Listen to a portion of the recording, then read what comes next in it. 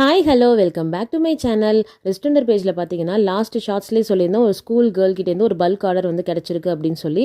அவங்க பார்த்தீங்கன்னா 12 பிரேஸ்லெட்டும் 3 வாட்ச் பிரேஸ்லெட்டும் அசார்ட்டடாக வந்து கேட்டிருந்தாங்க. அவங்க வந்து எதுக்கு கேட்டிருந்தாங்க அப்படின்னா, அவங்க ஸ்கூலில் வந்து ஸ்டால் போடுறதா இவங்க வந்து சேல் பண்ணுற மாதிரி அவங்க சொல்லியிருந்தாங்க. ஸோ அவங்க வந்து சேல் பண்ணும்போது வாங்குறவங்க வந்து அதுக்கு அமௌண்ட் கொடுக்க வேணாம். ஸோ வந்து அவங்களும் வந்து ஒரு குட்ஸ் கொடுப்பாங்க. இது வந்து அப்போது மணிலாம் வந்து இன்ட்ரடியூஸ் பண்ணுறதுக்கு முன்னாடி, பணத்தை வந்து இன்ட்ரடியூஸ் பண்ணுறதுக்கு முன்னாடி அந்த காலத்தில் வந்து பேட்டர் சிஸ்டம் அப்படின்னு ஒன்று இருந்துச்சு. அது எப்படின்னா எக்ஸ்சேஞ்சிங் ஆஃப் குட்ஸ், அதாவது பொருளை கொடுத்து பொருளை வந்து அதுக்கு பதிலாக வாங்கியிருப்பாங்க. இது வந்து நிறைய பேருக்கு தெரியும். ஸோ தெரியாதவங்களுக்கு நான் சொல்கிறேன்.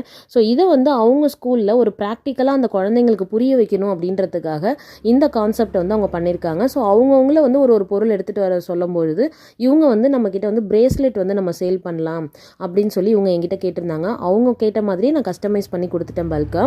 இது வந்து அர்ஜென்ட் ஆர்டர் தான். அதை நான் வந்து அவங்களுக்கு செஞ்சு கொடுத்துருந்தா ரொம்ப பிடிச்சிருந்துச்சு.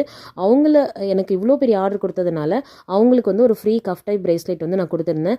நான் சொன்ன இந்த விஷயமும் சரி, இந்த ஆர்டர் வந்து காமிச்ச பிரேஸ்லெட்டும் உங்களுக்கு பிடிச்சிருந்துன்னா கண்டிப்பாக லைக் பண்ணுங்கள், கமெண்ட் பண்ணுங்கள். தேங்க்ஸ் ஃபார் வாட்சிங். பாய்.